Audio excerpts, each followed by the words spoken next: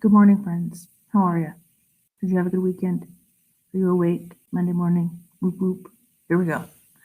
So today we're going to talk about acid and base imbalances, and we're going to do some equations, which you will want to know how to do because there will be at least 3 of them on your exam next week. So we will get lots of practice in today. And then we are also going to talk about blood transfusions. So it should be a pretty riveting morning. I can guarantee we will be done by lunch, probably, way before that. But just know that's happening. And then I'll give you some direction for what's happening with simulation this afternoon and tomorrow. So it should be pretty great. Okay, there we go.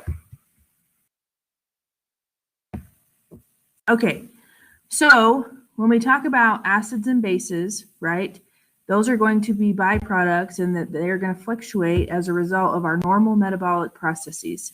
So when we talk about an acid is anything where hydrogen ions are going to be released into the environment. So hydrogen ions are a major contributor to the acid-base balance that we have in our body. And a base, by definition, is something that is going to accept hydrogen ions, pull them out of the environment to cause an increase in pH. So if you look at this scale here, right, when we talk about, how much acid is in a solution or how much base, it's going to be measured as pH. And so the pH scale goes anywhere from 0 to 14-ish, right? And the lower the number, the more acidic. The higher the number, the more basic the solution is. 7 is considered about neutral. And so the example on this chart is that our blood, human blood, is right there in that neutral zone, right? And as we go down in acidity, you'll see that urine is a little acidic, coffee, beer, orange juice, lemon juice, the fluid that we find within our stomach, our gastric fluid, battery acid is probably one of the most acidic things you can find. And then as you move up the scale, we have hand soap, detergent, ammonia, bleach. Those solutions are going to be more basic. So you need to have a good grasp on the fact that those lower numbers equal more acidic values and higher numbers equal more basic or alkalotic values. All right. So when we talk about our blood being relatively neutral, the range that we have is not very big. 7.35 to 7.45 is basically the normal pH range for a human person. And so when we talk about acidosis, this means that we have are on the acidic side of things. So we're less than 7. We've got, lots of hydrogen ions happening, where on the flip side, we have what's called alkalosis, which means we've got a lot of bicarb floating around. We're more basic. We're on that higher end of the pH scale. And our body is pretty smart in the fact that it has numerous buffers. And a buffer's responsibility is to make sure that there's not a huge shift in pH. So it tries to keep things pretty stable. But buffers can only do so much. And there are sometimes when they can become overwhelmed, and then it's just going to whoosh to one side or the other and cause an imbalance in that pH. So some of the buffer systems that our body does have in place are what's known as carbonic acid and sodium bicarbonate buffers, which is about 90% of what's happening in the extracellular fluid. So basically what's happening is as metabolic processes take place, our blood and our tissues become more acidic. And so because of that, our body will dump bicarb into that environment to try to increase the pH and to get rid of some of that acidity. And so one of the things that you do need to know is that in our body, we have way more bicarb than we have bicarb than carbonic acid. So the ratio is actually 20-1. And that would be a number that I would just, plop in right here and remember for next week. But because of all those metabolic processes that are taking place, we need that bicarb there to kind of help to stabilize things. And so there are times when the bicarb can be depleted, right? And when that happens, that's what's going to cause our pH to drop below that 7.35. And then if we add a strong base into that environment, right, then we can kind of push the pH over that 7.45 and become more alkalotic. But bicarb is a really important buffer that's basically used because of all the metabolic processes that our body goes through. Another buffer system has to do with what happens in the kidneys. So our kidneys are actually participants in terms of pH control. And so there's what's called a phosphate buffer system. And so this is really going to focus on acid-base balance inside of the cells, so in the intracellular fluid. And so basically it's going to convert alkaline sodium phosphate to acidic sodium phosphate and vice versa when the kidneys need to get involved and kind of help to control what's going on in the overall acid-base balance.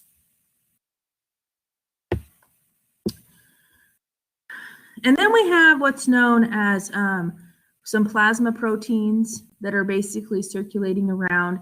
And when we talk about hemoglobin and that globin portion, right, it is going to actually contain special chemical groups that actually will pull hydrogen ions out of the environment or put them back into it. And so depending on what's going on, we'll determine whether we're pulling or pushing. But this system is helpful for buffering inside of the cells, inside of the intracellular fluid, and in the plasma. And so basically whatever's happening in the body will determine whether we are giving off hydrogen ions or whether we're pulling them in.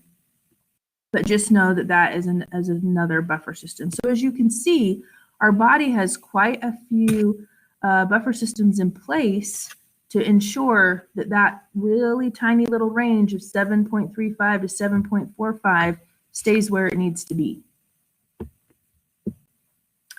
Another regulator of acid-base balance, this is a kind of a second line of defense if we need to go to this area, are our lungs.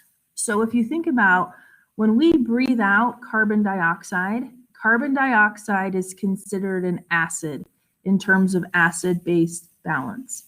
So if we start breathing quickly, what happens to the amount of carbon dioxide that we are putting out? So if all of a sudden our respiratory rate goes up to like 24, right? So we're breathing fast. What's happening to the amount of carbon dioxide that we're putting out? Anybody? Yeah. So we are putting out an excess of carbon dioxide. So if we are losing acid due to our respiratory work, what's going to happen to our overall pH? Does it go up or does it go down? It goes up, right? It becomes more alkaline, more basic, because we're breathing off that carbon dioxide. Now, let's say that you have a patient who has been given too many narcotics and is now suffering from respiratory depression. So their respiratory rate is like 9 and they're breathing really shallow and really slowly.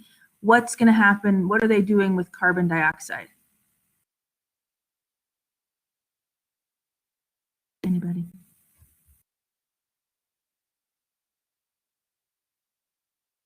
Yeah, they're holding on to it. So if they're holding on to that carbon dioxide, which is an acid, what is happening to their overall pH? Is it going up or is it going down? It's going down. It's becoming more acidic. So you can see how your lungs can really be helpful in regulating that acid-base balance.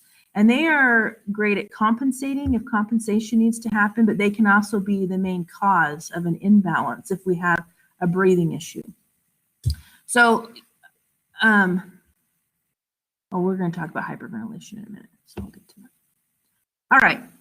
Another way that we can control acid-base balance is with our kidneys. And our kidneys, so when we talk about like warriors and soldiers in the acid-base balance war, right? We have our buffer systems that are the front line.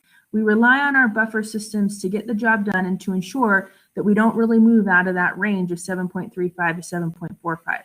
But things happen, right? People get sick, diseases progress, prognoses change.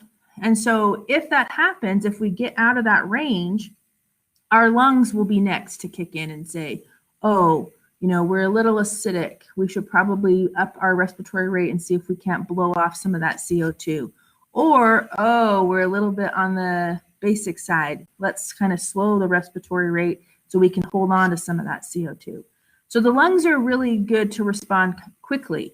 The kidneys are also able to help regulate acid-base balance, but it takes them a little bit more time than the lungs. So they're kind of our last line of defense in terms of kind of keeping things in homeostasis. And so basically what's happening is the kidneys work with bicarb. And so bicarb is considered what? An acid or a base? Sodium bicarb. It's a base. So if we are too acidic, right, what will the kidneys do in terms of bicarb? Are they going to pee it out or are they going to hold on to it? They're going to hold on to it, right, to try to adjust that acidity. Whereas if we're too basic, too alkalotic, the kidneys are going to recognize that and say, oh, we need to release some of this bicarb, and then you're going to end up urinating it out. So we have all of these things in place, buffer systems, our lungs, our kidneys, and each of them are going to have different responsibilities in making sure that we remain, in that little tiny window in terms of acid-base balance. All right, so there are basically 4 imbalances that can occur. We have 2 that are considered acidotic and 2 that are considered alkalotic, and then either the respiratory system is the cause or metabolic, which is the body, aka the kidneys, are kind of what are causing the problem. So if you have a patient in respiratory acidosis, this means that they are holding on to CO2. So think about reasons why somebody would hold on to CO2, right? Think about what their breathing is going to look like. They're not breathing very fast, or if they are breathing fast, it's going to be shallow.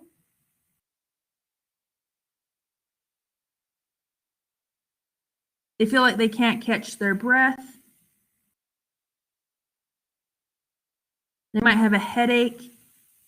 They might have some dysrhythmias because the CO2 messes with their potassium levels.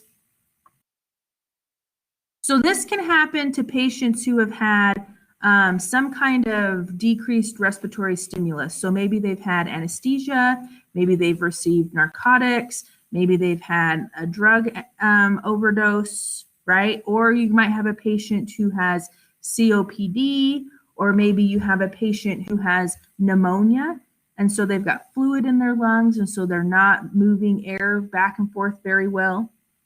Do you remember what atelectasis is? What happens in atelectasis? Think about your little alveoli sacs. What happens to them? Yeah, they basically get crunched, right?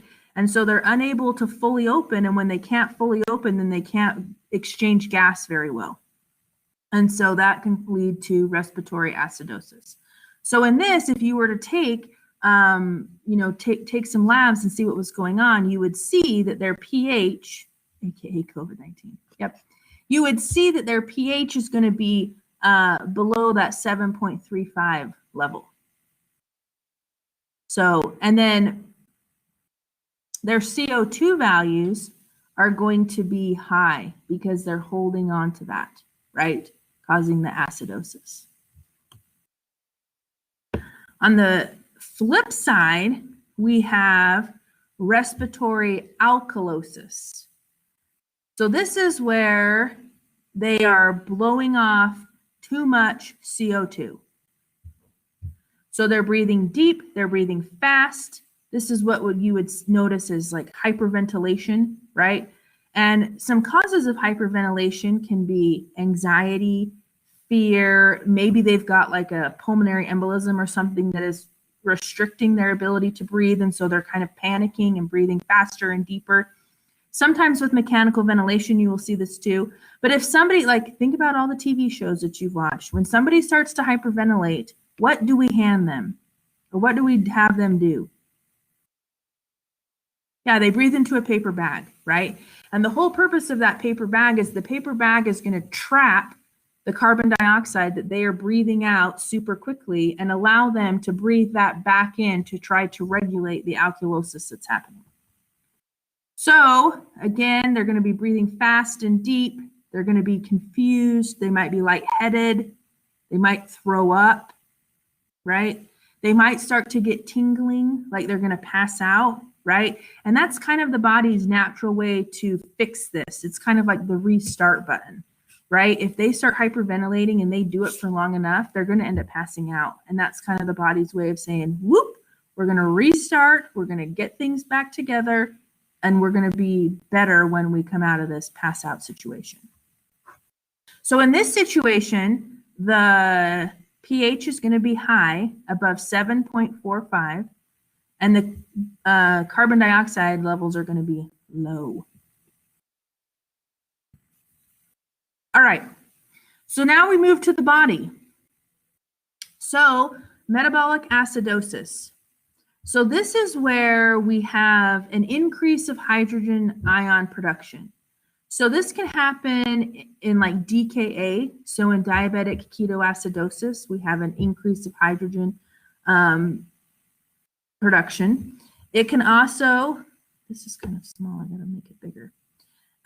If you have like super fast metabolism, because we talked about that when your body goes through those metabolic processes, it becomes more acidic. So if you have somebody who has super fast metabolism, they might be on the acidotic side. If we have kidney failure, so if we have kidney failure and we're not eliminating as we should, we can have a decrease in hydrogen ions. And then I want to talk about diarrhea, because you know it's one of my faves. So when we have when a patient has diarrhea, right, what is the overall pH of the bowel? Is it more basic or more acidic? What do you think? Oh, let's blast the lights. Mull it over while I turn the lights back on.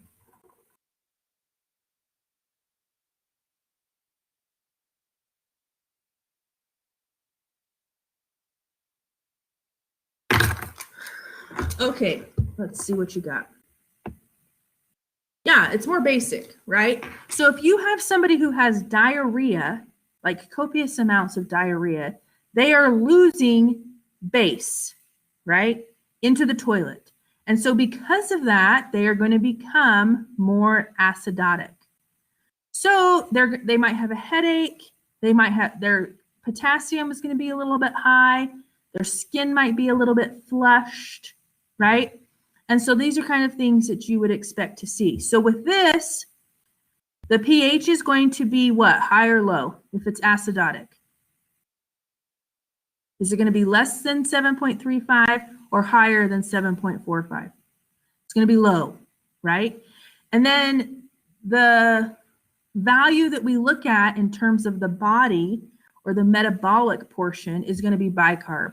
And so in this situation, what's going on with the bicarb is going to be low because we don't have that base there to kind of try to compensate for things. So this is interesting. Do you remember when we did our respiratory lecture and we looked at Kussmaul's breathing, right? In the kid that had DKA, what was that breathing like? Do you remember? Have any of you ever seen a patient in DKA? They breathe fast and deep. Because why? Why is that happening? It's a compensatory mechanism. So let's think about this.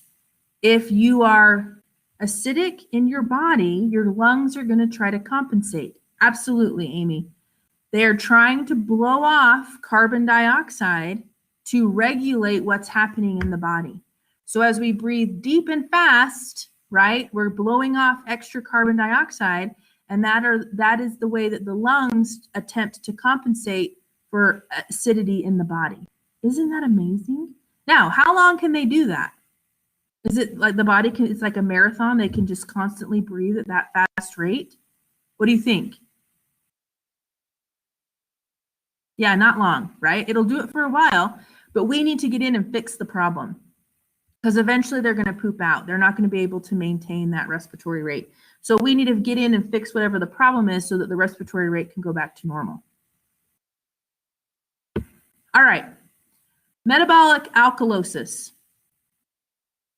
So what is the general pH of your stomach? Is it basic? Is it acidic? What's happening in your stomach? It's acidic. So if you have a patient who has intense vomiting, right, they're throwing up a ton, that is going to result in a loss of acid, which is going to cause them to be more alkalotic, right? If we have a patient who is hooked to suctioning, they've got an NG tube, right? And we're hooked them to suctioning and it's sucking out all of their gastric contents. We're removing that acid from their stomach and it could potentially cause them to be a little bit alkalotic, right? Diuretics. Diuretics cause urination, frequent urination. And so because of that, we might, we will be excreting extra hydrogen ions. And then if you have it, for some reason, just excessive, like bicarb. So there can be some overproduction of that. But again, with this, they're going to be restless. You might see a change in their heart rate. And then what are their lungs going to do? So what is their breathing going to look like if they are alkalotic? What do you think? If they're going to try to adjust that alkalosis, it's going to be slow because they're going to want to retain carbon dioxide to try to offset that alkalosis. Okay. So I'm going to show you some numbers that you must know. You need to memorize these. You'll use them throughout your nursing career, and you for sure need to know them for the exam. So the first thing that I need you to know, I've got some paper and some markers here, is I need you to know the range of the pH, of normal pH. Let's see. I'm going to use orange because it's my favorite, and I hope you'll be able to see it. Have you guys ever seen these little tiny pipsqueaks? Adorable. All right, so here we go. So my first level, so what's the range for pH? We talked about it. It's very little. What is it?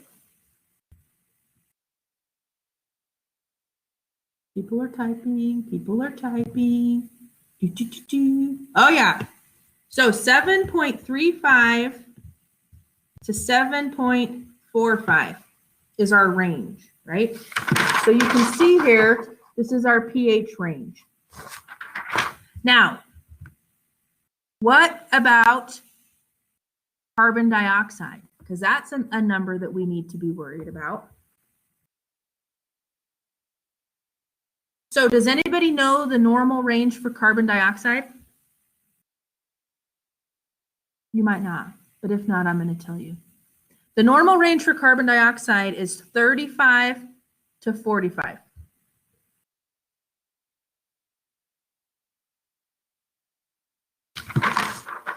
Now you're going to look at this and say, Rachel, you kind of wrote that a little skiwampus, and it does look a little skiwampus, but there is a reason for the madness, which I will tell you in just a second. And then what's the third component? What's the chemical in the body that we monitor? We've got our pH, we've got our CO2. What's the third thing? Bicarb.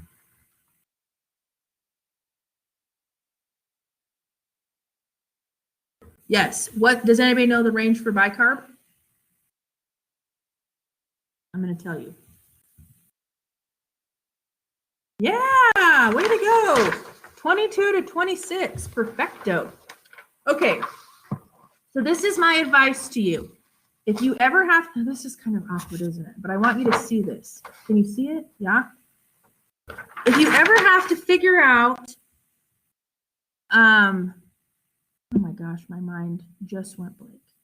If you ever have to figure out an arterial blood gas, right, to figure out if your patient is experiencing an abnormal pH, you are going to want to jot down this chart until you can get to the point where you can just do it in your head.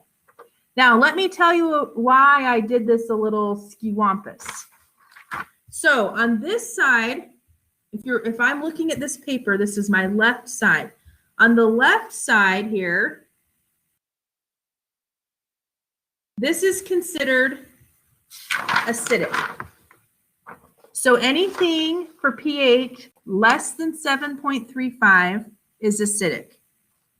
For carbon dioxide, if we have lots of carbon dioxide, we're going to be more acidic. So anything above 45 is going to be considered acidic. And then for our bicarb, anything lower than 22 is going to put us into an acidic situation, right? Where on this side,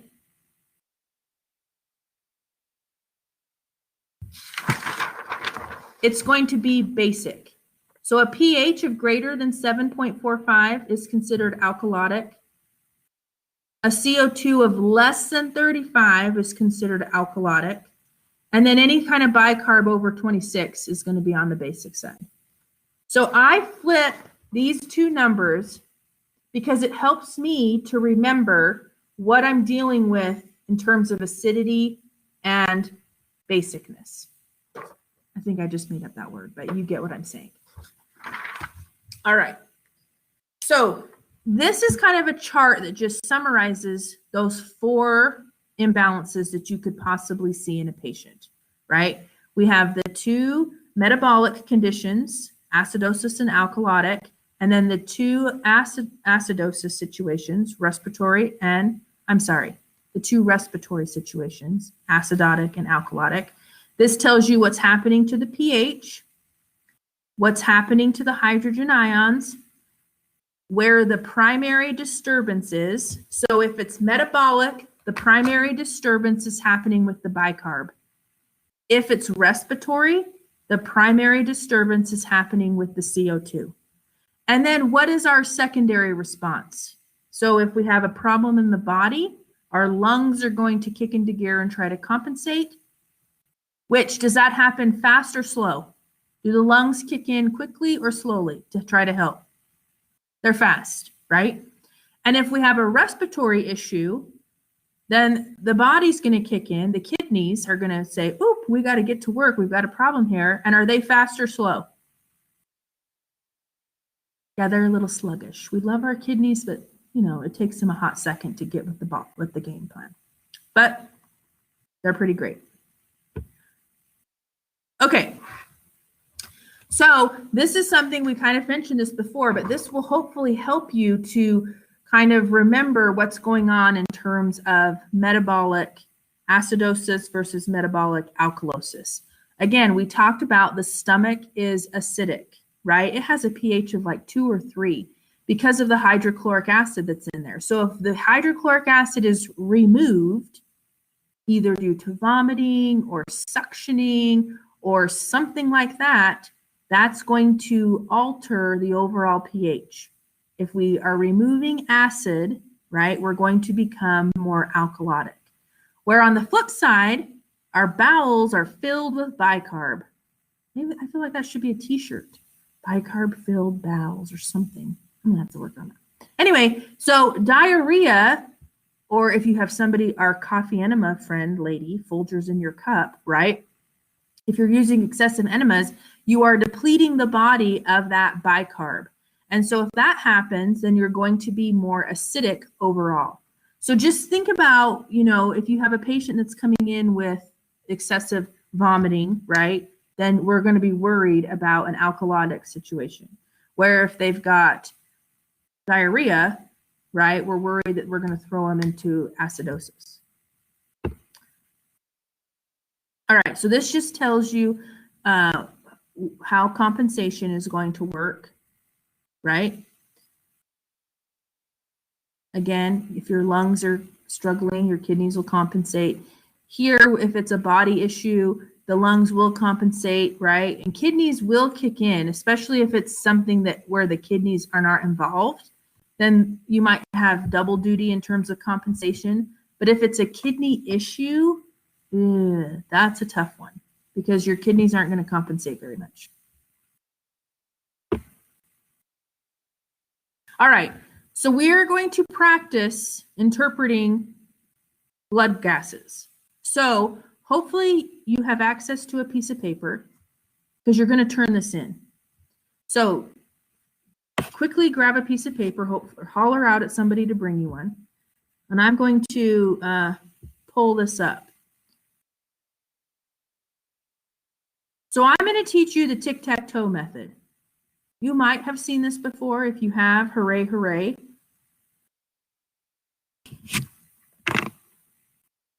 Let me pull up this video quick. There's this nurse that's going, while you guys are getting your paper.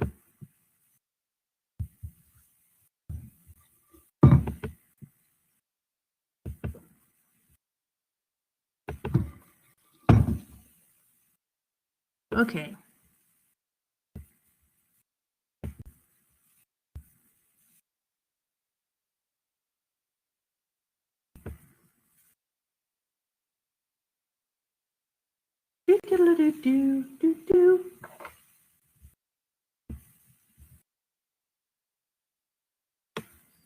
Okay.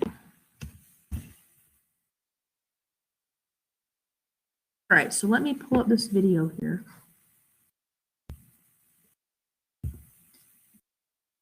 Now, this lady is a little bit over the top, but I think she does a pretty good job explaining this.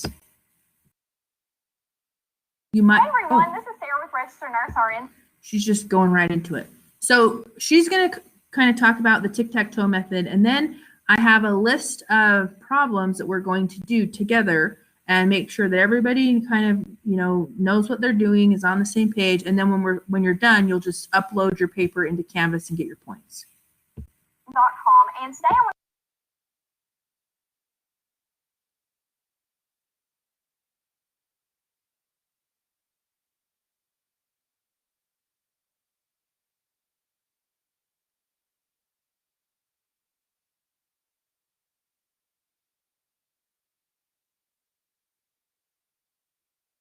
Rachel, you're muted. Thanks, Kylie. Okay. All right. If you have a patient who needs an arterial blood gas drawn, who does it? Which member of your yeah, respiratory therapy comes and does it. So just know that if you have to have this done, that you're going to see the respiratory therapist. They're going to come and draw that lab. All right. Thanks for keeping me straight, peeps. instance is the patient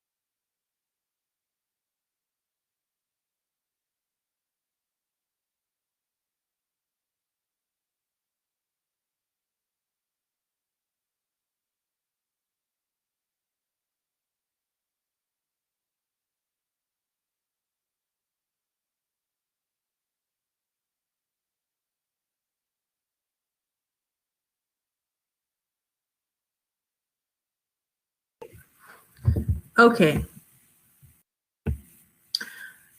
So she mentions in the video about compensation, non-compensation, partial compensation, and that's not something that we're going to worry about right now. You will learn more about that next semester in your med-surg class.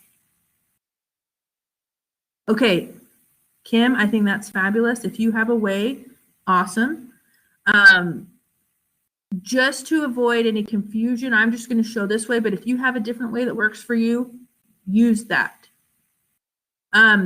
So the compensation stuff we will worry about next semester, but right now I just need you to be able to recognize if we're dealing with acidosis or alkalosis or respiratory or metabolic.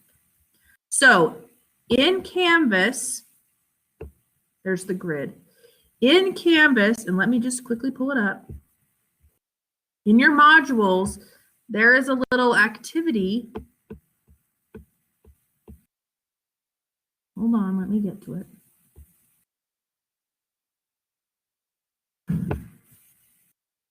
Okay. Oh, heck.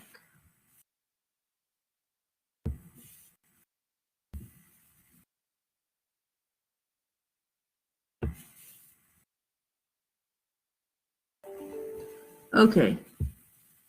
So let me download this quick.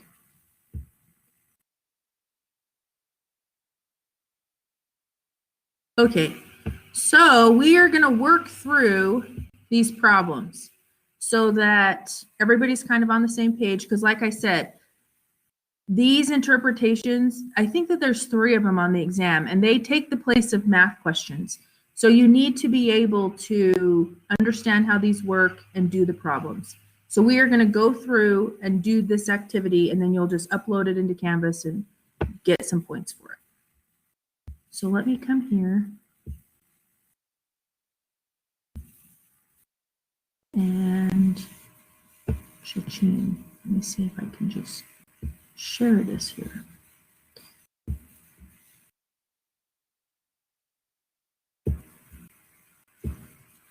Okay.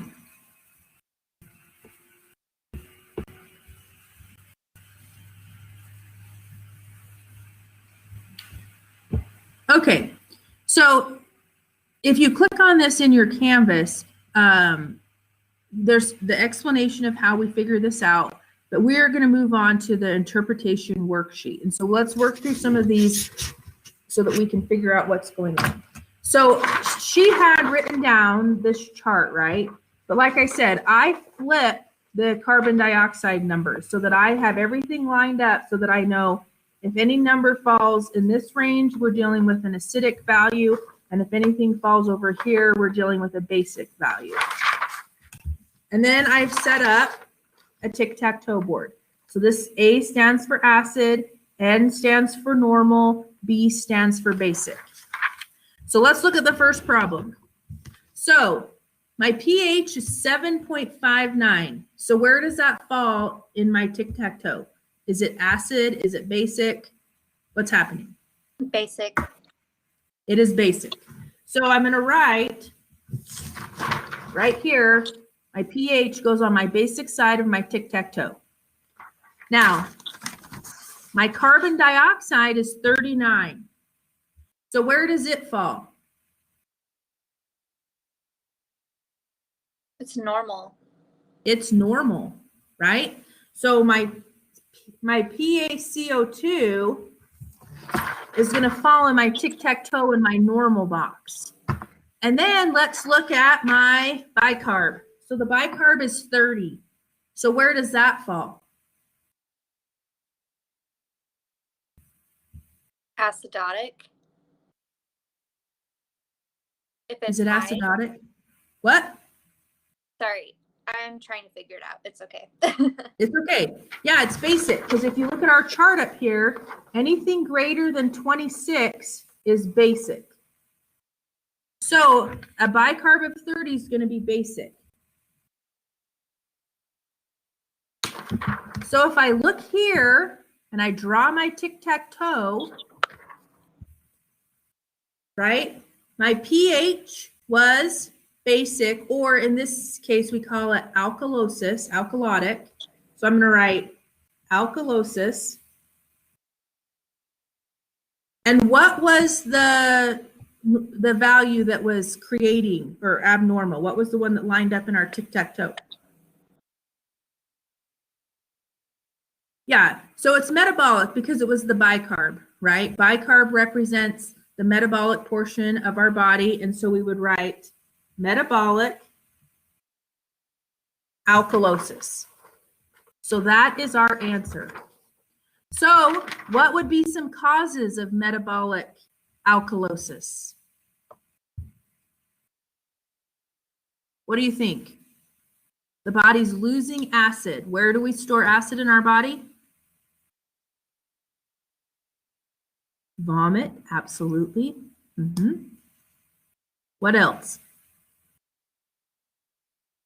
Suctioning, Okay, it's not diarrhea, right? Because we're alkalotic, so we're losing acid. So diarrhea is going to be more basic and causes acidosis. So vomiting and suctioning are usually your big ones here, right? All right, good work. Okay, let's go to the next one. I'm going to get a different color marker because I can and I want to, and it's festive. All right, so make another tic-tac-toe square.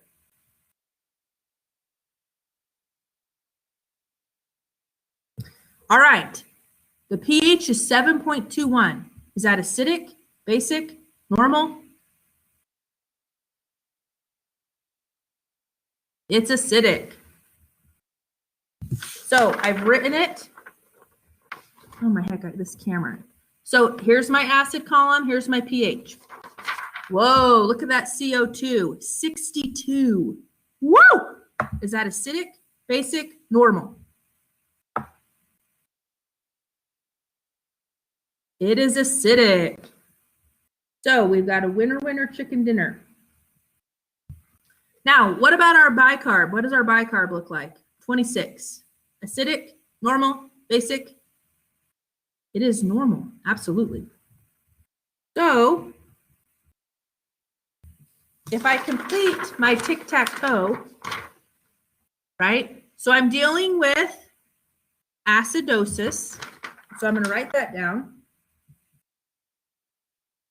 And which value is causing the problem? Which value lined up with my pH? The CO2. And CO2 is responsible for respiratory.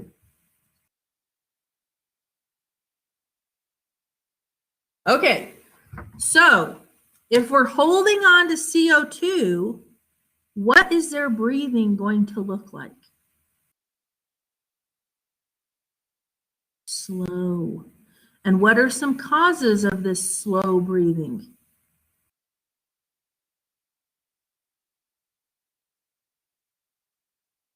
Drugs, absolutely. Narcotics, anesthesia, right? What about non-drug? Pneumonia, excellent. Pneumonia, COPD, atelectasis. We are not exchanging gas well, and we're holding on to CO2. You guys are doing fabulous. Okay, let me just bump this up a titch. Okay, next one. The pH is 7.38. So let me make my tic-tac-toe.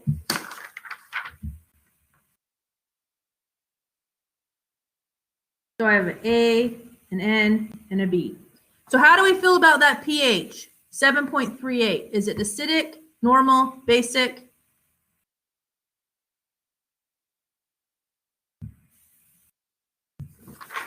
What's my range for pH again? It's normal, JK. It's normal. So if our pH is normal, do we need to go any further? That's a hard no, absolutely correct. So for this, I'm just going to write normal. The patient isn't having any kind of imbalance.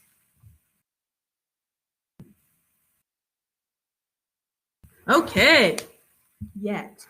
That is true. They could be on their way, right? So let's just take a quick peek.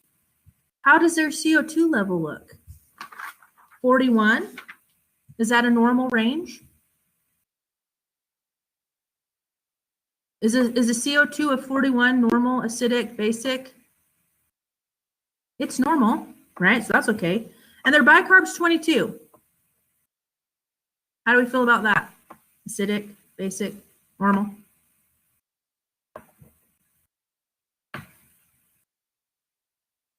It's normal. So this patient's good to go, right? This is a nice, healthy patient. They're not really having any issues. All right, so let's move on to number 4.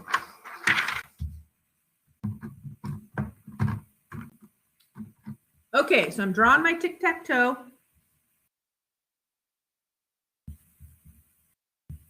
All right, my pH is 7.32. Basic, normal, acidic. What are we dealing with? It is acidic. So I'm going to write it over here on my tic-tac-toe. Here we go. This is like a periwinkle color, in case you were wondering. All right. CO2 58. Acidic, basic, normal. This is way too much fun for a Monday morning. Wouldn't you guys agree? This is just riveting stuff.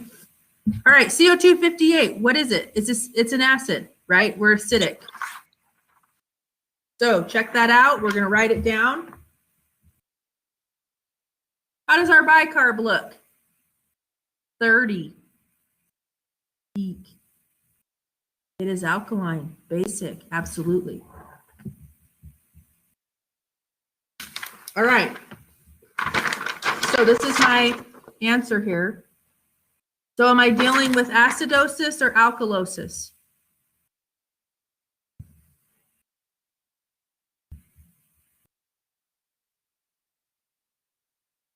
Acidosis. And which value is responsible? Carbon dioxide or bicarb? The CO2. So we're dealing with a respiratory issue. So respiratory acidosis, right? So we already did one like that. But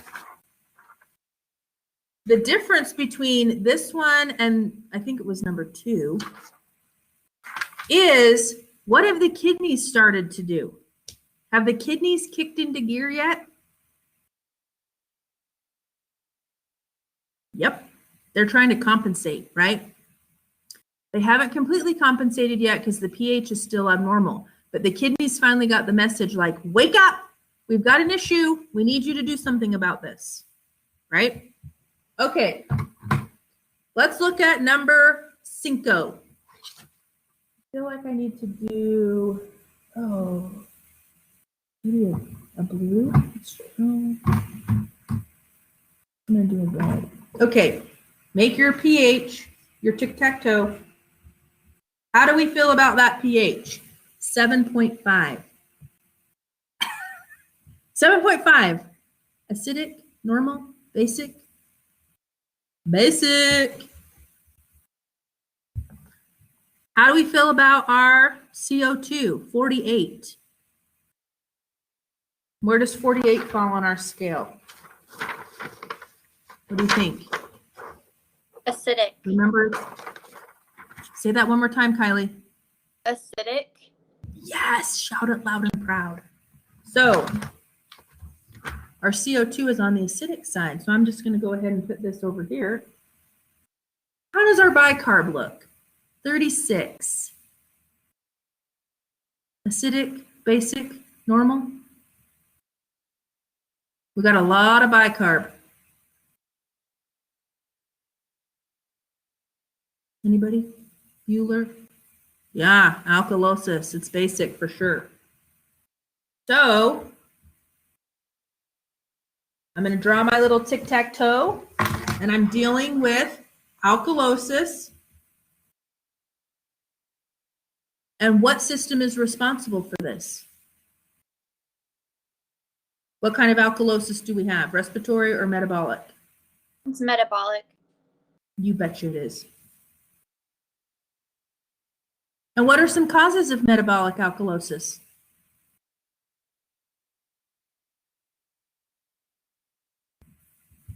Is it like the kidneys are retaining hydrogen ions? Are they retaining hydrogen ions or are they losing hydrogen ions? Yes, they're retaining hydrogen ions, right? Yeah. Pulling them out of the solution. What else?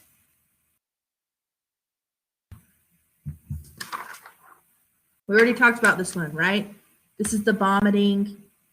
Yes, suctioning, all that good stuff. All right, back. We're almost done. Let me bump this up quick. Okay. Let's look at number 6. I might do brown. I feel like brown sometimes it's neglected in the marker bin. All right, pH 7.45. How do you feel about that?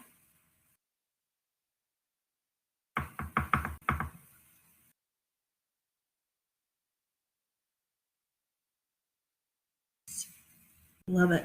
Normal. So, do we need to go any further? For this, for all intents and purposes, for this, no. But let's look and see if there's anything that could potentially be out of whack. So CO2 is 30.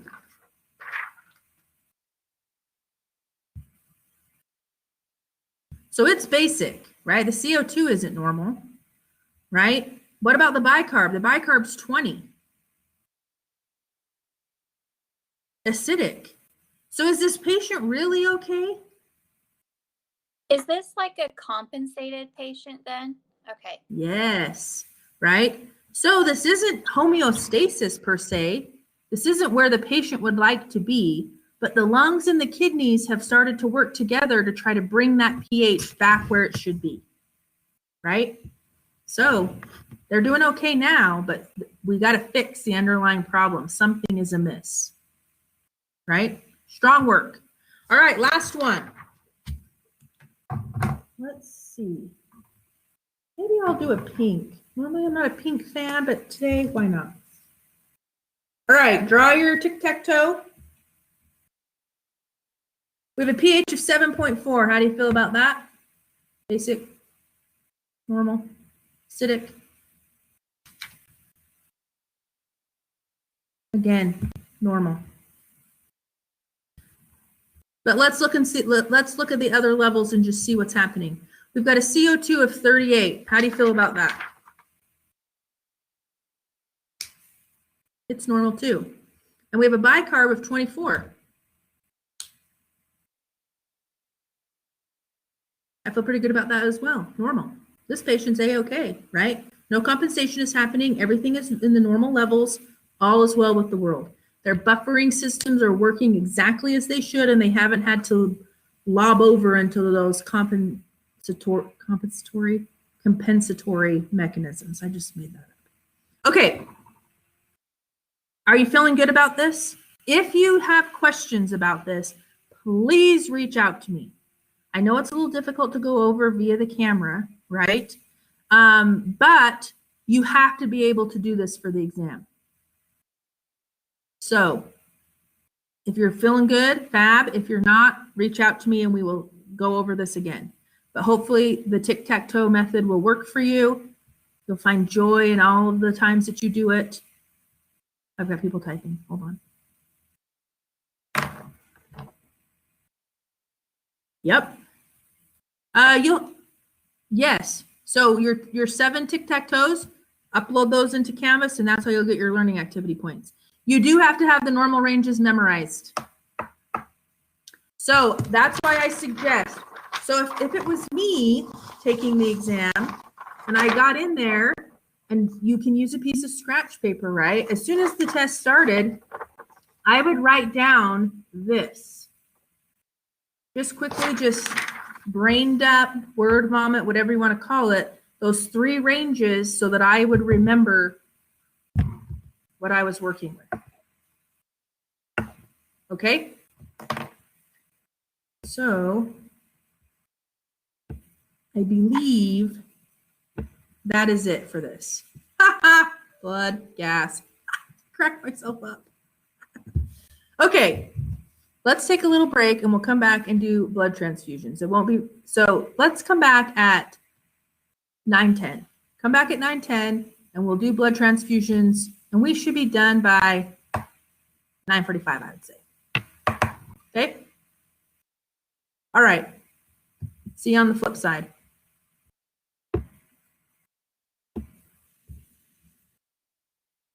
Okay. Sorry, I was a little bit late. I was talking to Jody. I haven't seen her since Tuesday, so we had to reconnect. All right. Blood transfusions. Here we go. Okay. So when we talk about blood transfusions, this is normally an RN responsibility. However, LPNs can assist in hanging the blood and monitoring the patient who's receiving a transfusion. So when we talk about blood transfusions, one of the lab tests that's going to be performed is what's called a type and cross. And so what are we trying to determine with a type and cross? What information do we want to know? What do you think? Why do we do it?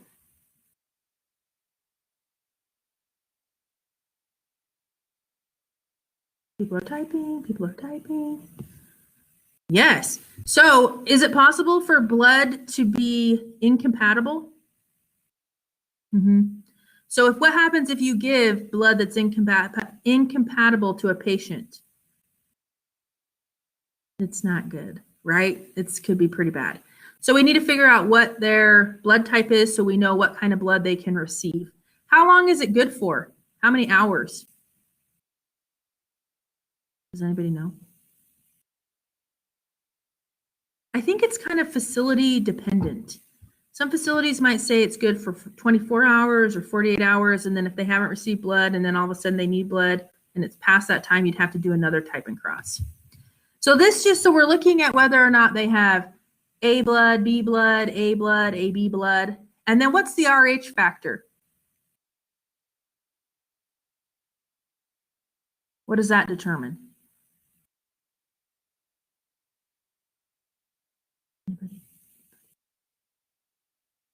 Yeah, it is antibodies, right? So that's what determines whether you're positive or negative.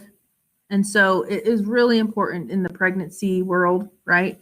But we also want to be compatible with that if we can when we're giving blood transfusions. Okay, so when we give blood transfusion, there are lots of options in what we can actually transfuse. So we can give whole blood, which is all of the parts, right? Plasma, platelets, white blood cells, red blood cells. However, this is rarely used, but just know that it is an option. Packed red blood cells is what's most commonly used, right? So we're just giving them a big bolus, if you will, of packed red blood cells. You can also give plasma. So did you know, this is a fun fact, with the whole COVID-19, that when patients get sick, they are giving them transfusions of plasma from people who have recovered because it's going to contain antibodies for the COVID. Very interesting, right? So the plasma can have, special gamma globulins in it that are going to offer protection against disease. And then, of course, we can transfuse platelets. Oh, this is kind of squishy. So with blood transfusions, the protocol that is used to give the blood is very strict. And every policy or every facility is going to have their own policy and procedure. And so you need to know what that is and you need to follow it to the T. There really isn't a lot of deviation from these policies and procedures that are associated with blood administration. So usually the rule of thumb is that the blood has to be administered within 30 minutes of obtaining it from the blood bank. Some facilities say 20 minutes. So does this mean that when you get the order to give blood, that you call down and have them send the blood up and then you start getting all of your supplies together? You start your IV, you get your tubing, you get your NS, you take your vital signs, or do you have all of that done and ready to go and then call for your blood? Which way do you do? Prep first, then get blood, or call for the blood and prep while you're waiting? You got to prep first, right? You should have everything ready because you just don't know what's going to happen and you don't want to end up wasting that blood. Now, blood is always going to be hung with normal saline, right? So remember we talked about isotonic solutions. We don't want to do anything to mess up those red blood cells. We don't want to puff them up and have them lyse, and we don't want to shrink them down and have them do the cornflake effect. Because if that happens, they're not going to be very useful to our patient. Now, before blood is started, you're going to want to get a baseline set of vital signs, specifically the temperature. And why is that the case? Why do we care? Why do we want to know what the baseline vitals are? So there could be a potential infection, right? Or what else? Any kind of reaction, right? So they can have like an allergic reaction to the blood, and you will see that in the vital signs, usually with a spike of temperature. So when you're ready to hang blood, there are 2 nurses that need to be involved, right? And there are multiple pieces of information that are going to be double checked. We're going to double check that we have the correct patient, that we have the right blood, that we have the right unit, that we have the right expiration date, all of this stuff. And there are now, luckily, we have barcodes that we can scan as we double check this information. So once the transfusion begins, we are going to give about the first 50 mLs pretty slowly over 5 to 10 minutes. And we're going to watch the patient and see how they handle receiving that blood. Because if they're going to have a reaction, it's usually going to happen within the first 15 or so minutes. So if we start slow and monitor the patient, then we can kind of determine if they're going to be okay to receive the rest of the blood. Usually, you're going to be checking vital signs at pretty regular intervals. So usually, you'll have your baseline, and then you'll take a set after 15 minutes, after 30 minutes, and then every hour until the blood is finished. Usually, it takes about 2 to 3 hours for the infusion to complete, but it has to be done within 4 hours. So if you get to the 4-hour mark and you haven't finished that bag of blood, it doesn't matter. It's done, right? You're going to take everything down, send what's left down to the blood bank, and you're finished because you can't exceed 4 hours. The other thing to keep in mind is that a blood transfusion needs to have its own IV. So if you have a patient who's getting a blood transfusion and they also need to receive an IV antibiotic, guess what? They are the winner of 2 IVs because you can't push any medications through the line where the blood is running. So these are some things that you want to double check when you are participating in blood administration, right? So number 1, we want to know about allergies. We always ask about allergies. And we want to know if they've ever received blood before. And if they have, we want to hear about their experience, right? How did it go? Did you have any reactions? Were there any problems? Those sorts of things. Again, you have 30 minutes to get that up, hung, running from the time you receive it from the blood bank. Don't add any meds. Then we're checking the labels. We're checking the patient. We're checking the doctor's order, right? Making sure that we have baseline vitals, all of those things. Let's see. Again, you have 4 hours to get it done. Sometimes the blood will be warmed up, but if that is needed, then the blood bank will take care of that for you. It's not like you're going to throw your bag of blood in the microwave and warm it up and then, attach it to your patient because you have to use special blood warming equipment. Okay. Oh, this is also important. The tubing that you use for blood has to have a filter. And the purpose of the filter is so that the blood cells can actually get down into the tubing without being squished and then lysed. So we would like intact red blood cells running into our patient. So the filter is important to help make sure that that happens. Okay, so this is the big deal here, the blood transfusion reactions. And there are a few different kinds. All right, we have an allergic reaction, we have a febrile reaction, we have a hemolytic reaction. So we're going to talk about each of these specifically. So in an allergic reaction, your patient will start to complain of hives, itching. It might even get to the point where their throat starts to close off because they are experiencing anaphylaxis. And so if this happens, you will immediately stop the transfusion, right? You'll run some normal saline. You're going to call the doctor, and the doctor will kind of indicate what you're supposed to do.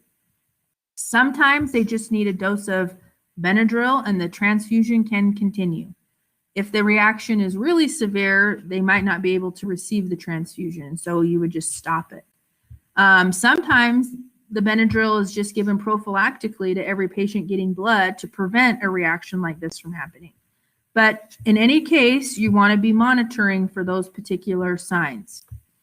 A febrile reaction is where all of a sudden they start to have chills, they're real tired, they might get a headache, and they've got a fever, right? So another reason to stop the transfusion, right? Let the normal saline run, notify the physician, and again, treat the symptoms.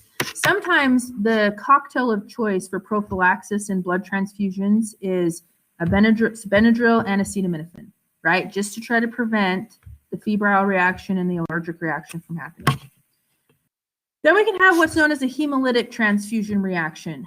And this is because most likely they've gotten the wrong type of blood. So like it is going to be pretty immediate. They're going to be flushed. They're going to have a fever, chills. They might have some low back pain because their kidneys are freaking out, going, what the heck is happening? They might end up going into shock. And with this, you're going to immediately stop the transfusion, let the normal saline run, call the physician stat. We're not waiting around for this. You're calling immediately. You're going to get some blood samples from the site. If they have a chance to urinate, you're going to collect that sample, right? If they get shocky, you need to treat the shock, right? So usually you're going to have more than one person in there helping you because this can be kind of a serious situation. And then you're going to send everything down to the lab. The bag of blood, the tubing, the filter, everything, because they are going to want to examine and cross-check. See, Mark, I have that same philosophy. Like, why would I medicate my patient unless I know I actually need to do so? But some facilities and physicians just want to ensure that the blood is going to infuse without a problem, and so they will prophylactically prescribe those medications. So there you go. So a hemolytic transfusion reaction is pretty serious. You're going to, your patient could get shocky. You need to make sure that you treat them for that. And then just remember, do not throw away any of the equipment involved. The bag of blood, the tubing, everything goes back down to the lab. Then you can also have a circulatory overload situation, right? So if you have a patient that, let's say they've got a cardiac issue, maybe they've got heart failure, or they've got a kidney issue, and all of a sudden they're like, I'm not breathing very well, and you do an assessment and you can hear crackles, right? So you could either slow down the infusion, you're going to monitor those vital signs, let the physician know, and then you might want to sit them up, right? And then let their feet kind of hang down so that they're able to kind of, get some of that fluid and pressure off of their lungs. And so it can be kind of a sticky situation, right? If you have a patient who needs a transfusion, but they do have, heart failure, is their heart going to be able to handle this extra fluid if we give it to them? So it's kind of a, tightrope walk, if you will, to try to keep things balanced. And then you can have, this is kind of rare, but you can have a bacterial reaction. And so all of a sudden the patient will spike a fever, they'll be hypertensive, they'll have some abdominal pain. And again, you're going to stop the transfusion. You're going to take a culture, monitor vital signs, let the physician know, and then you probably will be administering some antibiotics pretty quickly. So that's basically blood, right? Pretty easy peasy. Okay, now I got a little crazy last week with lab value of the day, and I was supposed to do pH, but I ended up doing calcium. I don't know what I was thinking. So sodium and pH are the lab values that will be on exam 8. So I'm going to, we've already talked about pH today. The PowerPoint is uploaded for you to look at. Just make sure that you fill in your lab value of the day sheet. And then we went over calcium, and then we're going to go over total cholesterol when we do rest and sleep. And so those two will be on the final exam. So next week, we only have a test. We don't actually meet. I will not see you in this setting for 2 weeks. And then it's our last lecture. Can you believe that? The semester's just coming to a screeching halt. So today, I know it's a sad face emoji day. So I will see you though in simulation this afternoon and tomorrow if you're coming. So when you get here and you scan your QR codes, I know I put up an announcement about which lab you were supposed to go to. We are going to do a little blurb in the classroom before we move to the lab. And so it will tell you, in fact, the QR code will direct you, I think, but let me just tell you just in case. Okay. So if you are going to the sim lab, so the one that's down by the testing center where you make your videos, you're going to start in room 1115. If you are going to the practice lab, we will start in 1099. We're just going to do a quick overview of SBAR reporting because you might have to do that in your simulation. The simulation today is going to be really fun. It's actually a live patient, so a real person that you get to work with. There might be costuming, there might be wigs, there might be crazy pajamas. It's going to be great. So be excited. So make sure that you wear your uniforms, your face masks, and your shields because you're going to be up close and personal with peeps. So there you go. I will release the blueprint today and the clarification document for exam 8. So if you have any questions as you're studying, don't hesitate to reach out. If you need help with those ABGs, let me know. I'm here for you for this week to get you prepared for the last unit exam. Okay? So I don't know what you're going to do. You're free for the rest of the day. Take a nap, get a pedicure, read a book. I don't know. I hope you'll find a way to fill your time. And I am going to make an announcement. I do have the prizes for the winners of the ostomy contest. So those will be presented either today or tomorrow, depending on when the winner arrives. So it's very exciting. I can't wait. All right. I think you're fab. Go forth and do great things. And I'll see you later.